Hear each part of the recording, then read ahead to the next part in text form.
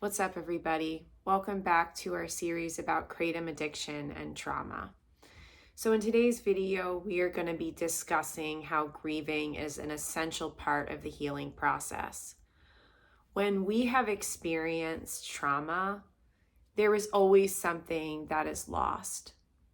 It may be our childhoods that we've lost. It may be our families that we've lost through our families splitting up, or the families that we have as we get older and how they dissolve because of different aspects of our addiction and our trauma.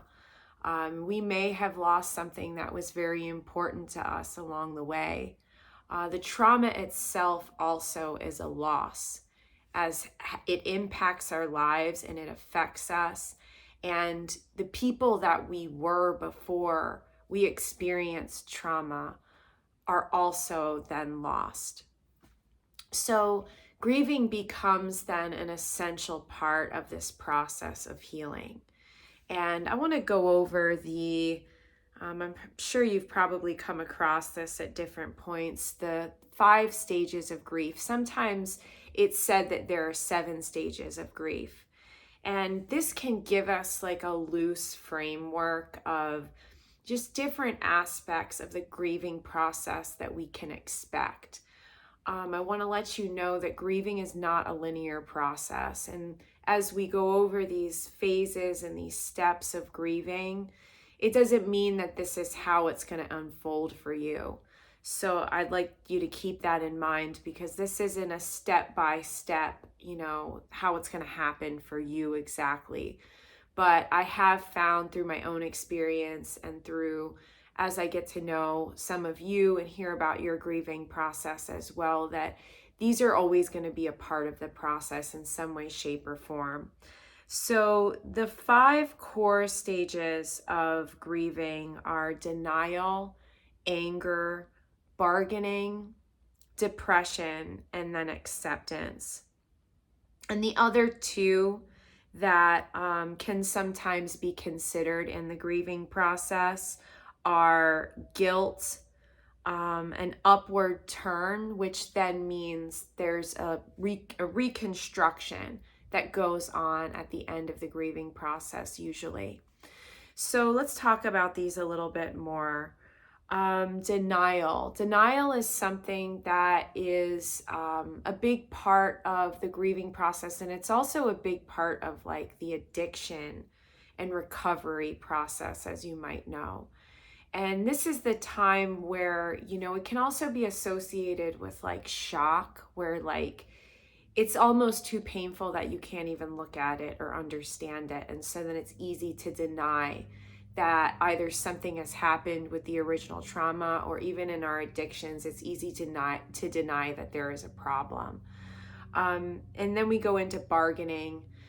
This is oftentimes a very difficult step to go through in the grieving process, because there's still a part of us that is holding on to the hope that we can either get back what was lost, or we can, do something or give something in a way to try to get it back.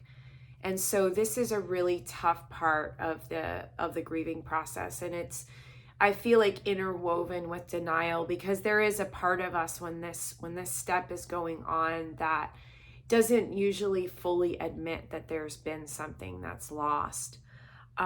Next, we have depression, which is, one of the hardest aspects of grieving as well, because we then have come to more of an understanding that what we've lost, we're not going to get back. And then we get into the acceptance part, which is when we have accepted that what we've lost is gone. And so before we move on to the other steps that are sometimes added in these different, grieving process philosophies, let's talk about how this applies to trauma. So with trauma, like we were saying a moment ago, there's been something that has been lost. It may be who we were before the trauma. It may be the hopes and dreams that we had had for our future. It may be, a relationship between us and another person. Oftentimes it can be our abuser or someone that was involved in the original trauma. There's so many different ways that trauma can play out in loss in our lives. And so when we get into these latter parts of our healing, because this often doesn't happen at first when we have first experienced trauma. This is something that as you get into the years, sometimes decades or more after the initial trauma, and we begin to go through the healing process from everything, this is when we start to address these different aspects of our healing, and the grieving process is usually included in this. So it's definitely a very difficult part of our healing process. And I'll share a little bit about my experience before we go on, because I went through a very profound, life-changing grieving process when I was embarking and into my PTSD and CPTSD healing. And, there's something interesting to kind of reflect on as I begin, that as we were talking about the stages of grief, the denial aspect was really big for me for a long time. And I think that as we start to process different aspects of our trauma, as I began to start processing the different aspects of my trauma over the years that led up to finally this healing crisis, and then when I got into PTSD therapy, trauma therapy, I was in a place where I just kind of shoved what had happened to me off to the side. I moved it to the back of my mind. I lived my life. I did what I needed to do, and I really didn't focus. I couldn't focus on anything that had happened to me. So the denial aspect was very large for me. But as I started to move into the actual work of processing my trauma and healing from my trauma, I went through a very profound grieving process. For me, I had to come to terms with the childhood that I never had and the family that I never had. And that was something that was extremely painful for me. And it was a big part of the grieving process that I went through.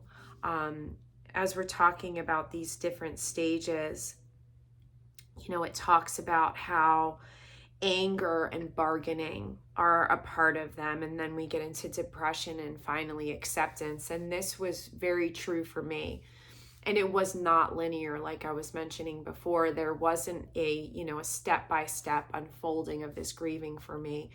And sometimes on a daily basis I would oscillate between these different emotions of anger, and the pain was so great a lot of times because at this point of the process for me, I was going through my kratom recovery at the same time.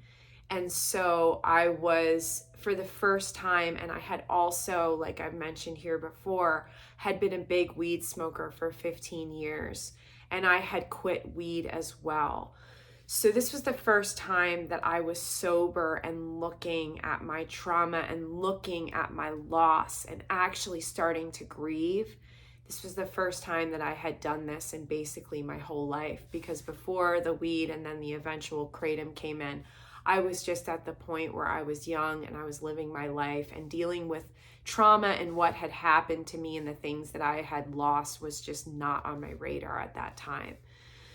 So as I was completely sober and I started to go through these stages of the grieving process during as well with my kratom addiction recovery, it was so tough, because not only was I going through the post-acute withdrawal stuff of my kratom addiction recovery, but I was also grieving this trauma and all that had been lost And so it was very hard, and it definitely compiled with my kratom addiction and my kratom addiction recovery, excuse me. So as I went through this process, though, I don't want to just emphasize how hard it was. I want to emphasize how important it was. And just like the name of this video is called, that grieving is an essential part of the healing process. That's how it was for me, because I needed to go through this. I needed to look at what had happened to me and what I had lost because of it and how it had changed me. And I needed to look at that in a clear perspective, in a sober perspective. And although it was very hard and it was very dark and it was very sad, it was what was leading me through the process of grieving, and then to the eventual acceptance, and then the rebuilding and the integrating, as well as, to what I had gone through into who I was as a person, so I would be able to move forward. And so that was one of the most beautiful things about this process, was that it was so transformative. Getting sober for me was like that, but there was something about grieving this and grieving what was lost and actually going through those messy, hard emotions and feelings, and the sadness, the anger, the pain, and actually going through that sober, that changed me as a person. And it made me so much stronger and wiser, and with a heightened capacity for compassion and for empathy, and a richer depth in who I was because of what I had experienced and because of what I had lost. Because oftentimes what we lose, we're not able to get back, but we're able to learn from it, and we're able to change and to grow from it. One of the most painful things for me was that I had never had a family. And this was something that really kind of set the tone for my life, and it set the path for my life, because I didn't have a family, but I searched for it in different aspects of like where my life had led me. I searched for it when I became a part of like the hippie scene and the Grateful Dead scene, like at Grateful Dead concerts, and in that scene, it's often referred to with the people that like do the tours and that kind of thing, like what I did, as we are Grateful Dead family. And I knew a lot of people when I was living that life that were also from broken homes, and that had also come from really hard childhoods. And so we in each other made like a sense of family. I searched for that in the family that I created with my son's father and with his family, that although it was very toxic and unhealthy, it still gave me the sense of family that I needed. And so that was really hard for me when I had to accept, as I was then at this part of my grieving process of the trauma that I had gone through, and I was in my kratom addiction recovery, that I had to grieve that family that I had never had and the family that I had lost. But in that, I was able to find healing, and I was able to, through my faith, and I know that a lot of you are not coming from a faith base, and I understand that, but for me, my personal experience was that I was able to recognize that I did have a family and that I always had a family. Because if you are one that believes in God, you understand this, that, our belief in God is, it makes us a part of not only God's family, but the family with every other believer. And so that was something that was very healing for me. So that's just a little bit of, my personal experience, but how this can apply to you is that this grieving process that is essential in our healing is something that is going to have its difficulties, but it's going to have its great rewards. Because when we're able to eventually come to this acceptance after we go through the denial, the anger, the depression, we're able to come to this place where we have, gone through these different stages in whatever way they play out for us. And then when we get to the point where we're able to accept it, that's when we integrate it into who we are now. Because like I just said a moment ago, like we cannot change what's happened to us. We cannot change what we've lost or who we've lost. But what we can do is we can integrate that within us. And then as we move forward, we are whole. We don't have this part of us that was left behind to our trauma or to our loss or whatever it is that we, are in denial of and that we forget about. We become whole because we take what's happened to us and then it becomes a part of us. And this is what changes us. This is what helps us, especially when we're in our sobriety, to move forward and to recognize others that are going through either, addiction, loss, grief, pain, sadness. And this is what allows us to have that depth and that understanding and that wisdom that only comes from going through that ourselves. And so then we are able to recognize this in others and either help them, encourage them, pray for them if that's what you're about, from a distance if you can't reach them, closely. And so it's a very profound thing that happens to us when we go through the grieving of our trauma and then we apply it to who we are today. We become more compassionate, we become more empathetic, we become more wise. It makes us stronger, it makes us tougher. And so although it's difficult going through this process, it is something that makes us better in the end. What are some things that we can do to help us during this process?